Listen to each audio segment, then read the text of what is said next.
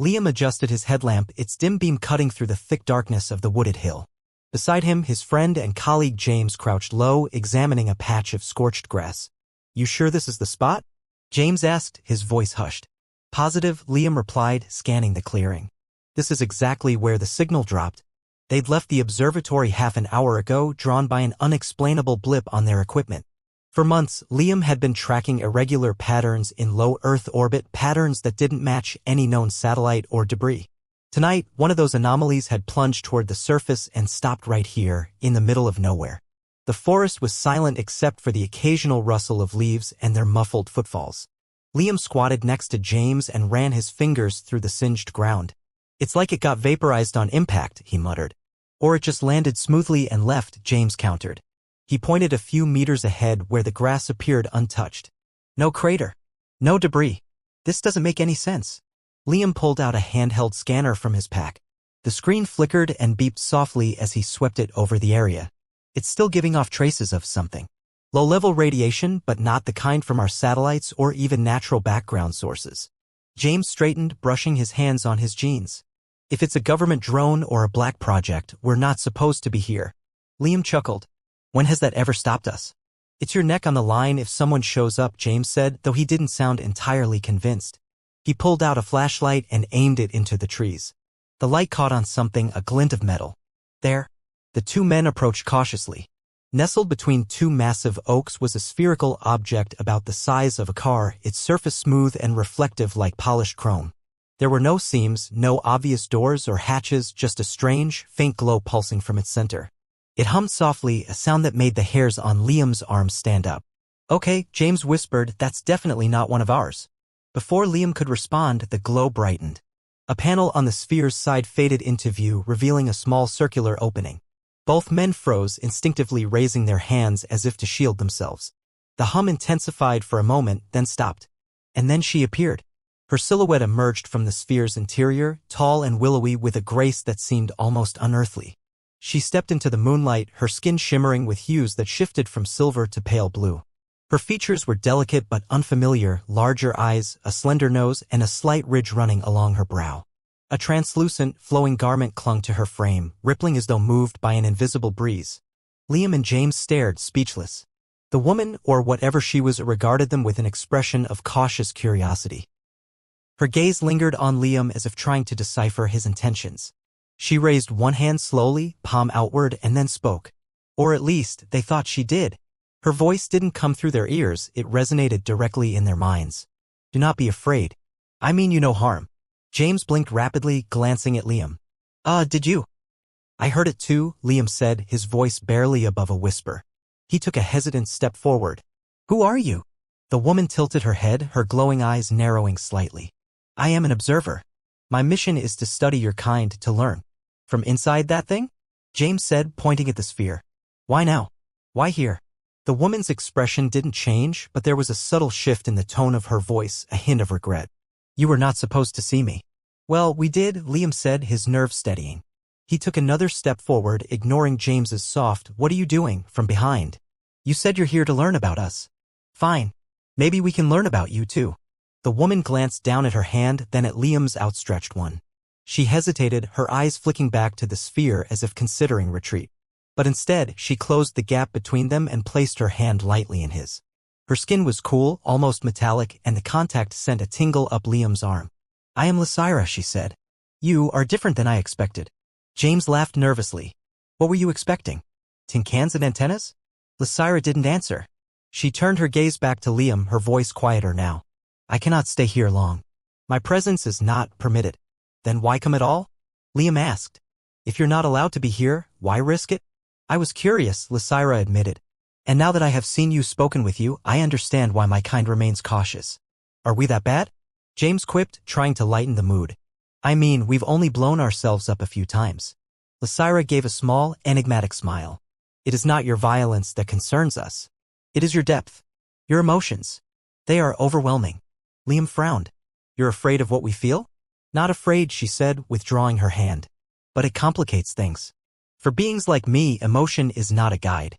It is a distraction." James exchanged a look with Liam, then crossed his arms. "Okay, so if we're such a mess of feelings, why even bother studying us?" Lysira didn't respond immediately. Her gaze shifted to the stars overhead. Because there is something unique in your kind, something my people cannot yet understand. And I wish to see it for myself. Liam watched her carefully. There was something in her voice, something more than scientific curiosity. Well, if you really want to know what makes us tick, he said, maybe you should stick around a little longer. Talk to more of us. Learn firsthand. James sighed. Liam, we don't even know if she's telling the truth. I am, Lysira said, her tone firm. But I cannot stay. If I remain here much longer, I risk discovery. By your people? Liam asked. Yes, she said, her voice softer now. And by yours. Liam took a deep breath, feeling the weight of her words. Then let us help you. If you need to hide, we can find somewhere safe. Liam, are you hearing yourself? James said, gesturing to the sphere. We have no idea what this is, what she is. And you're offering to help her disappear. Liam looked at Lysira, her luminous eyes meeting his. Sometimes you have to trust your instincts, he said quietly. And right now, my instincts are telling me she's not a threat. James threw up his hands. Fine. But if we end up on some intergalactic watch list, it's on you. Lysira regarded them both for a long moment before nodding. Thank you. I will return tomorrow night. We can talk more then. Before Liam could respond, she turned and stepped back toward the sphere. The opening reappeared and she vanished inside. The hum returned briefly and then the sphere rose silently into the night sky, disappearing from sight. James shook his head. You realize this is going to get a lot weirder before it makes any sense. Liam nodded slowly, his gaze still fixed on where the sphere had been. Yeah. And I can't wait to find out how. The following evening, Liam and James returned to the clearing, both more prepared and equally wary. Liam carried a portable power source for his scanner and a few notebooks.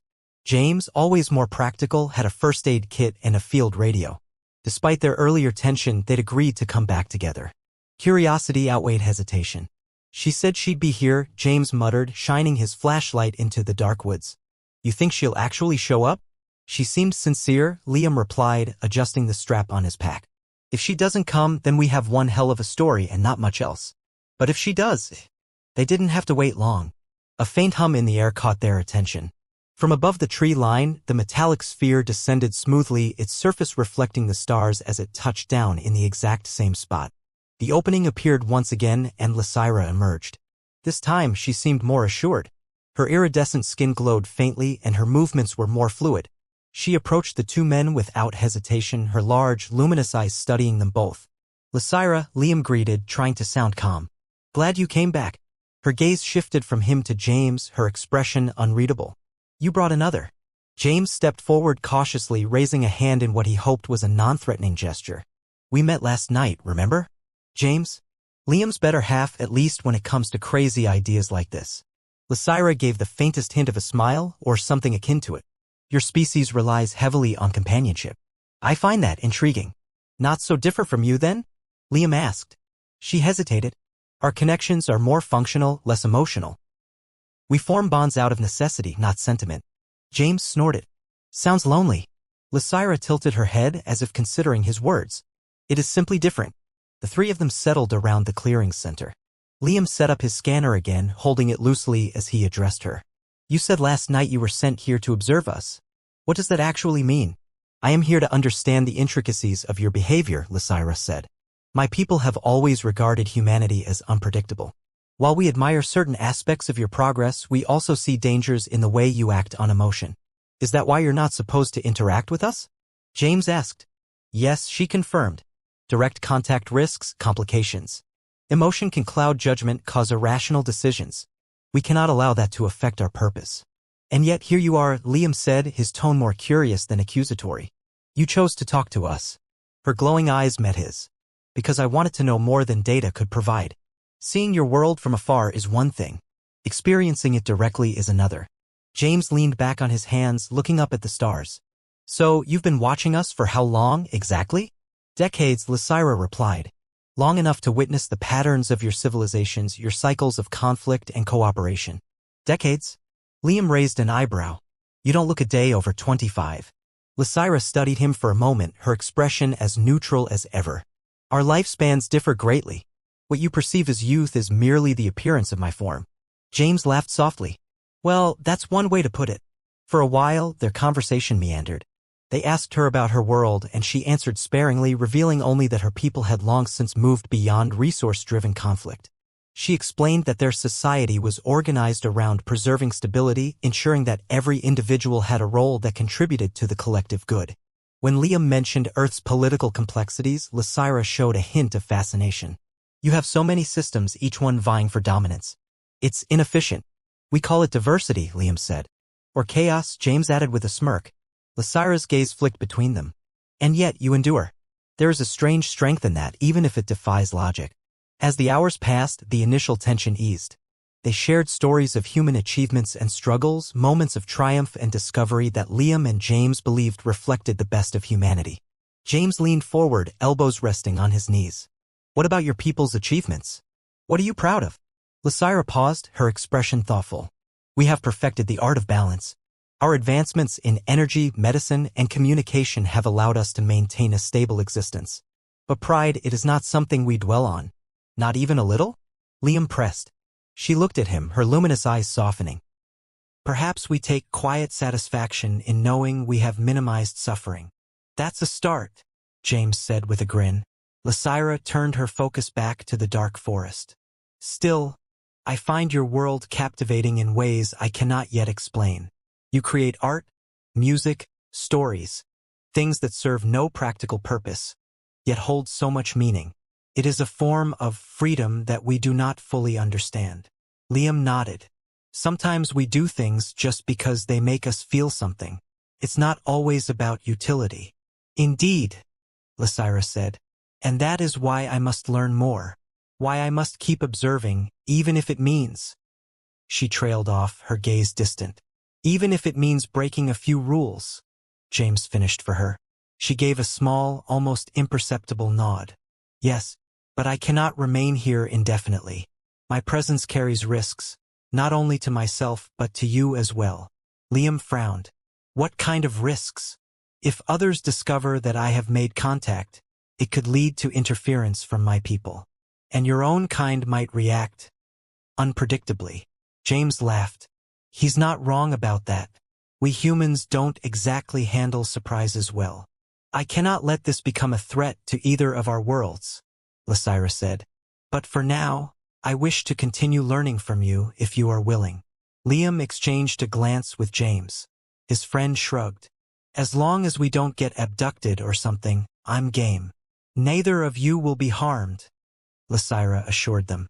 I simply want to understand, and perhaps to help you understand as well. Well, Liam said with a wry smile, we've never been the best teachers, but we'll do our best. For the first time, Lysira's expression softened into what could almost be called a smile. Thank you. As the night stretched on, the three of them talked more freely. The initial barrier of strangeness had begun to break down. James cracked jokes, Lysira shared fragments of her culture's art and philosophy, and Liam found himself more fascinated by her perspective than he ever thought possible. By the time the first light of dawn began to creep over the horizon, they were no longer just an alien, a scientist, and a skeptical friend. They were something else entirely, three beings trying to understand one another. By their third meeting, a routine of sorts had settled in. Liam and James arrived at the clearing before sunset, setting up their usual equipment and a small portable lamp. They didn't need it for visibility. Lysira's presence was marked by a soft glow, her skin shimmering faintly in the dark, but the light felt comforting nonetheless.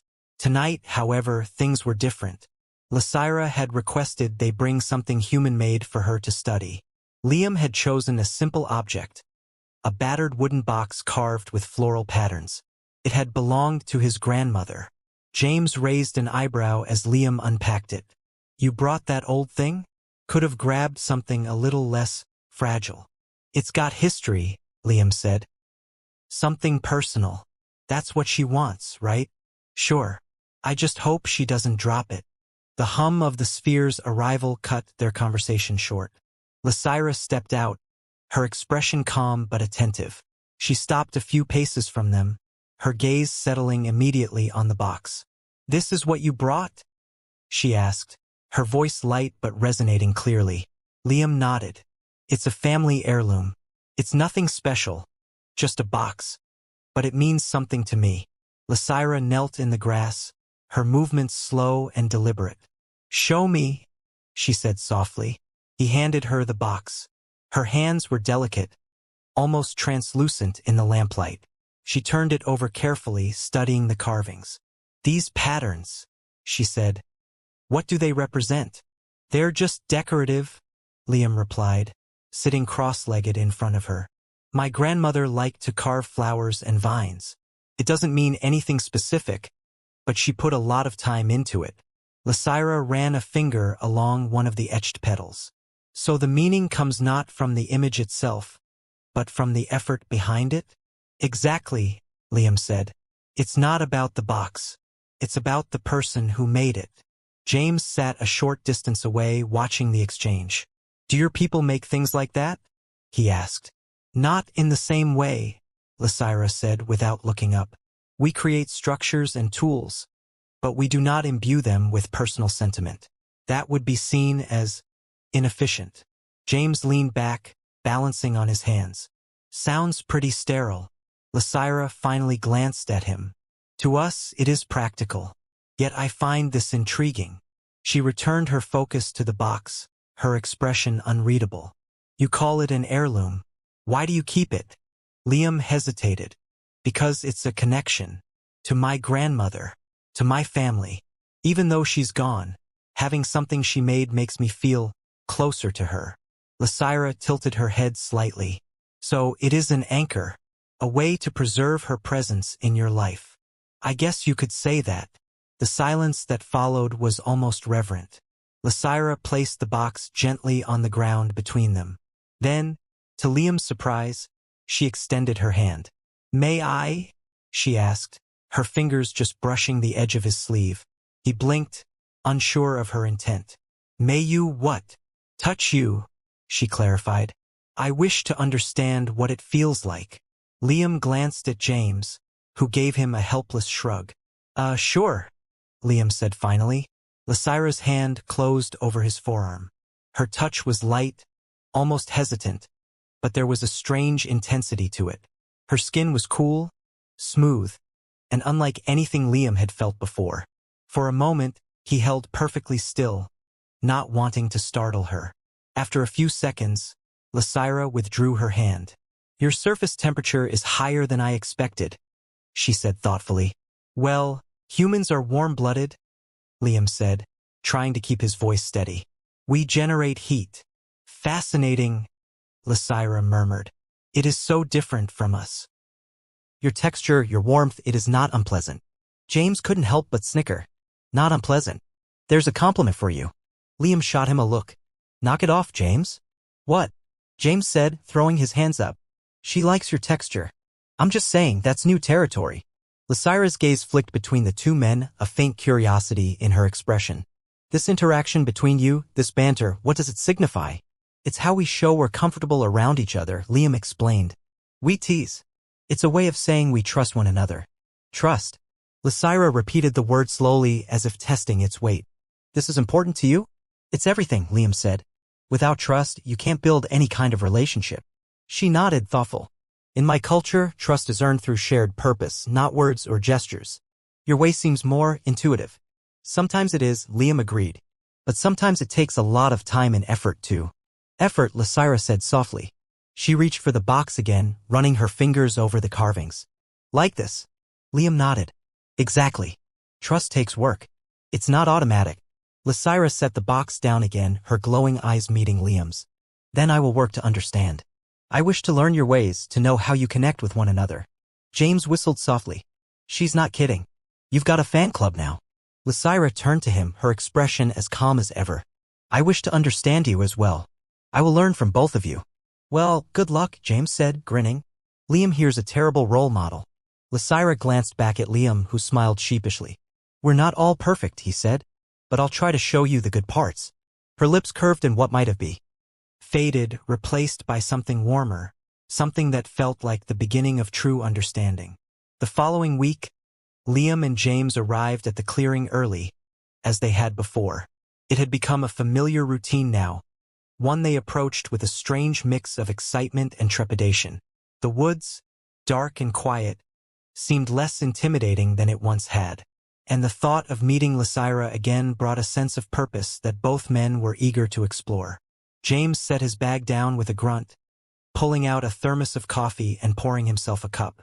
"You know," he began, swirling the liquid, "this whole thing still feels like something out of a bad sci-fi movie. Two guys meet an alien and start swapping stories like it's a campfire tale. Except it's real," Liam said, adjusting his jacket. "And it's not just any alien. It's Lysira. She's different." James chuckled. "Yeah, I've noticed. She's got you all tied up in knots, doesn't she?" Liam shot him a look but didn't deny it. "She's fascinating. The way she talks, the way she sees the world. It's like she's peeling back layers of humanity I didn't even know existed. Or maybe she's peeling back layers of you," James teased. "You're usually so by the book, Liam. This is the first time I've seen you let your guard down." "I'm not letting my guard down," Liam retorted, though the slight blush on his cheeks suggested otherwise. "I'm just trying to understand her.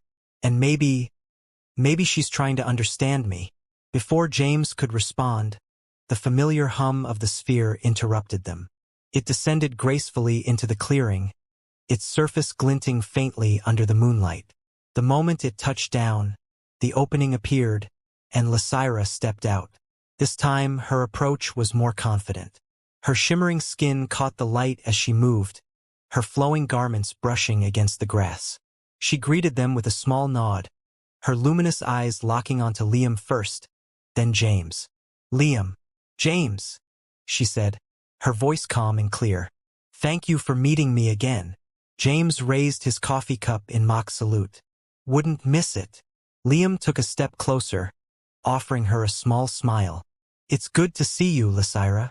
"And you," she replied, her gaze lingering on him a moment longer than usual. Then she turned her attention to the bag he carried. "Have you brought something new?" Liam knelt down and pulled out a book, a tattered hardcover with yellowed pages. "This is a collection of poetry," he explained, holding it out to her. "It's one of the oldest forms of human expression. I thought it might give you a better sense of how we process emotions." Lysira took the book, her long fingers brushing against Liam's hand as she did. The touch was brief, but it made his breath catch. She opened the book carefully, her head tilting as she scanned the page. "This is fascinating," she murmured. "The words evoke images and feelings, yet they do not describe them directly. It is layered." "That's the beauty of poetry," Liam said, leaning closer. "It's not just about what's on the surface. It's about what's beneath, what's unsaid." Lysira looked up, her glowing eyes meeting his. "What is left unsaid can be more powerful than what is spoken." "I see that now." James sipped his coffee, watching the two of them with an amused expression. "I'd say you're a quick study, Lysira. Just don't expect Liam to write you any sonnets." Liam shot him a glare. "James?" "What?" "I'm just saying," James replied with a grin. "You're the poetic one here." Lysira's gaze shifted between them, her lips curving into the faintest hint of a smile. "You share a bond that is both serious and lighthearted." "I admire that." "It's called friendship," James said. "Sometimes we poke fun at each other, but it's all in good spirits." "Friendship," Lysira repeated as if tasting the word. "In my culture, bonds are formed through purpose and function. But here, it seems more organic." Liam nodded. "It's built on trust and understanding. And yeah, sometimes on jokes and teasing. But underneath it all, it's about being there for each other." Lysira closed the book gently and handed it back to him. "Then perhaps I am beginning to understand what it means to be a friend." The conversation shifted as the night deepened. They talked about human creativity, the way people turned pain into art, joy into music, and longing into stories. Lysira listened intently, occasionally asking questions that made Liam and James pause, rethinking their own assumptions about their species. At one point, James leaned back against a tree and asked, "So, Lysira, do you have—" "I don't know, friends back on your world?" She hesitated, her gaze drifting toward the stars. "Not in the way you mean. I have colleagues, individuals with whom I share responsibilities. But friendship, as you describe it, is rare. We do not form such personal bonds easily." James nodded slowly. "That sounds kind of lonely." Lysira didn't respond immediately. When she finally spoke, her voice was softer. "It is simply how we are. But perhaps it doesn't have to be." Liam watched her carefully, his chest tightening at the vulnerability in her tone. You're not alone here, Lysaira. I mean, you have us. At least for now. She turned her gaze to him, her glowing eyes searching his face. That is comforting. Thank you. For a while, they sat in companionable silence, the gentle sounds of the forest surrounding them. Liam found himself studying Lysaira, noting the way her iridescent skin seemed to shift and shimmer as she moved. She was so different from anyone he'd ever known, yet in that moment she felt closer than anyone he'd ever met. James eventually broke the silence with a yawn. Well, this has been fun, but I'm about ready to call it a night. Lysaira rose gracefully, her movements smooth and deliberate. You both have given me much to consider. I am grateful for your time and your willingness to share. Any time, Liam said, standing as well. Just let us know when you want to meet again. She gave a small nod, then stepped back toward the sphere. Before she entered, she turned once more to Liam. Your poetry, it helps me understand something I could not before. Perhaps next time you can share more. Liam smiled. I'd like that. And with that, she disappeared into the sphere, leaving the clearing silent once more. As the hum faded, James clapped Liam on the shoulder. Looks like you've got yourself a study buddy. And maybe more. Liam sighed, though he couldn't keep a small smile from creeping onto his face. Shut up, James. But as they made their way back through the forest, Liam couldn't shake the warmth he felt at her words. Something had changed tonight. Something he couldn't quite put into words. All he knew was that he was looking forward to the next meeting more than ever. Liam paced the clearing, a mixture of excitement and unease bubbling just under the surface. He kept checking his watch, glancing toward the dark horizon where Lysaira's sphere always appeared. James leaned against a tree, his arms crossed, watching Liam's restless movements. She's late, Liam muttered. Relax, James said, taking a sip from his ever-present thermos. If she said she'd come, she'll come. Something feels off, Liam replied, stopping briefly before resuming his pacing. She's never been this late before. James sighed, setting down his thermos. Liam, maybe she just hit traffic. Cosmic traffic. Liam shot him a look, half annoyed, half amused. You know what I mean. It's not like she can just get stuck in a jam. If something's keeping her, it could be serious. Before James could respond, the familiar hum filled the air. Both men turned toward the sound, relief washing over Liam as the sphere descended into the clearing. The soft glow it cast was familiar now, almost comforting. As soon as Lysaira stepped out, however, it was clear something was different.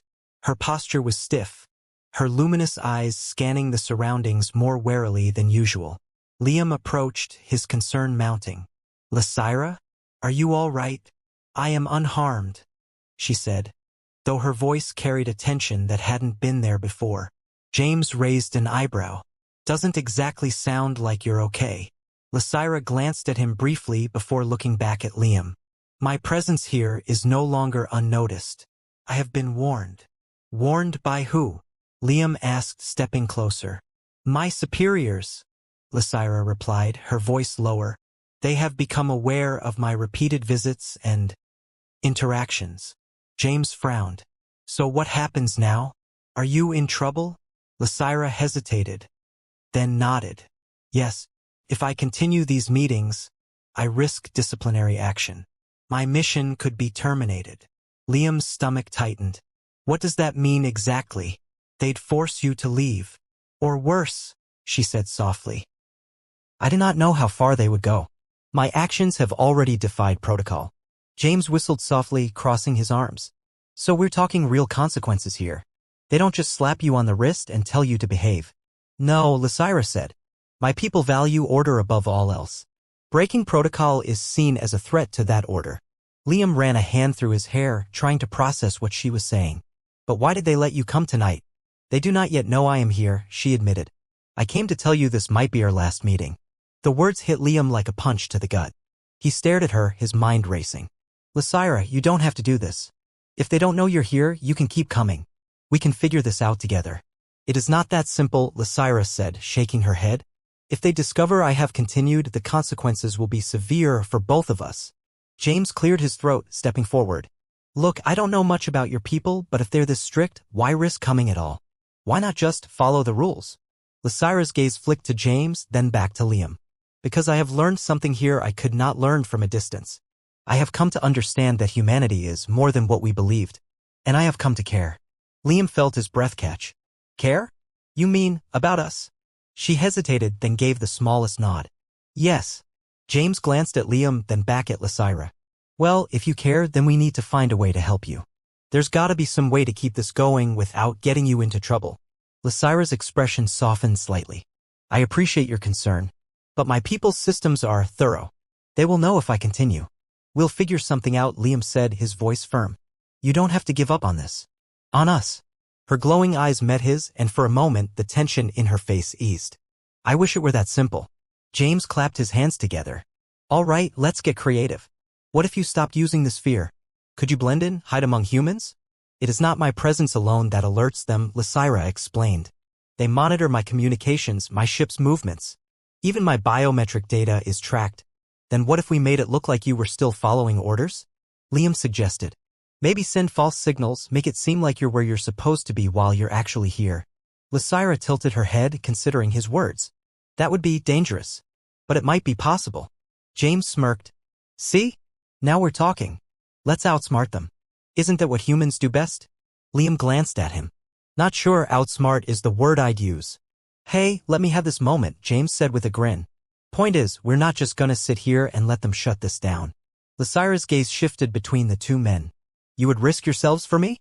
Of course, Liam said without hesitation. You've taught us so much. You've shown us a different way of thinking. We're not just going to let that end. James nodded. Besides, we're in this together now. And I don't know about Liam, but I'm not backing out just because your people don't like it. A faint smile crossed Lysira's face. Your loyalty is unexpected, but it gives me hope that perhaps we can find a solution. Liam placed a hand on her arm, the gesture more instinctive than deliberate. Her skin was cool under his touch, and she didn't pull away. We will, he said quietly. We'll figure this out. Together. For the first time since she'd arrived, Lysira's posture relaxed. The fear and tension in her face melted away, replaced by a small, genuine smile. Together, she repeated. As they stood there in the clearing, the weight of the challenge ahead loomed over them. But in that moment it felt less daunting. They had each other, and for now that was enough. The forest clearing was quieter than usual. Liam and James sat in the grass, their equipment long forgotten, while the sphere rested nearby. The air was thick with an unspoken tension, as though the very trees understood the gravity of the moment. Lysira stood a short distance away, her luminous eyes fixed on the two men. She hadn't said much since arriving, and her silence was beginning to unnerve Liam. He exchanged a glance with James, who simply shrugged as if to say, You're the one she's looking at. Say something. Liam cleared his throat. You, seem pensive tonight. Lysira's gaze flicked to him, her expression unreadable. There is much to consider. James sat forward, resting his elbows on his knees. That sounds ominous. Did something happen? She hesitated before answering. My superiors have reached a conclusion. I am to return to my homeworld immediately. My mission here is over. The words hung in the air like a lead weight. Liam's stomach sank, and he struggled to find a response. James, on the other hand, was quick to react. Just like that? James asked, his tone sharp. They're pulling you out without any warning?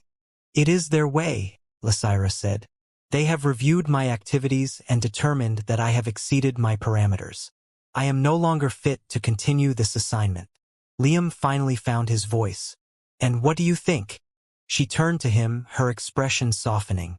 What I think no longer matters. I must follow their directive. That's not what I asked, Liam said, his voice firmer now. Do you want to leave? Lysira hesitated, the faint glow of her skin dimming slightly. No, I do not wish to leave. But if I remain, the consequences will be severe. James threw his hands up. So that's it? You just pack up and go because they said so? Lysira's eyes narrowed slightly, a hint of frustration creeping into her usually calm demeanor. It is not a choice. I am bound by my people's rules. Defiance would jeopardize everything I have worked for. And what about everything we've worked for? Liam asked. What about what we've learned together? Doesn't that mean something? Lysira's gaze dropped to the ground. It does. More than I can express. But my obligations. Liam took a step closer, his voice quieter now. Lysira, you've taught us so much. Not just about your people, but about ourselves.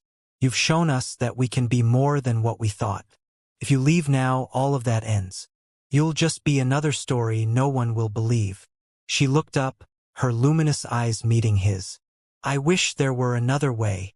There's always another way, James said. You just have to be willing to take the risk. Lysira's expression shifted, uncertainty giving way to a glimmer of resolve. If I stay, they will come for me. I cannot endanger you.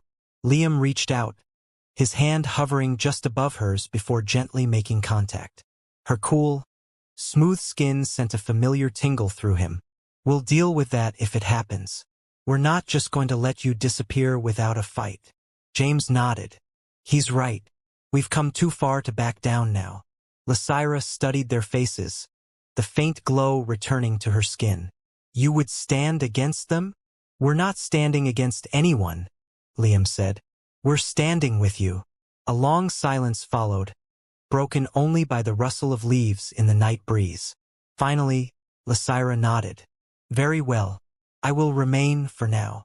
James leaned back with a satisfied smirk. See? That wasn't so hard. Lysira turned to him, a faint smile playing at her lips. I hope you are right, James. I hope it will be worth the risk. It will be, Liam said firmly. The three of them spent the rest of the night talking, as they had so many times before. They discussed their next steps, how to keep Lysira hidden, and how to continue sharing their knowledge without drawing attention. The future was uncertain, but for the first time in days, it felt like they were moving towards something meaningful together. As the first rays of dawn began to break through the trees, Lysira stood, her posture more relaxed than it had been all evening. I must go for now, but I will return soon. Liam rose to his feet, standing close enough that he could feel the cool energy radiating from her. We'll be here.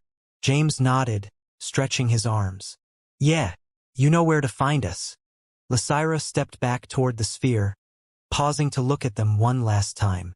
Thank you, she said simply.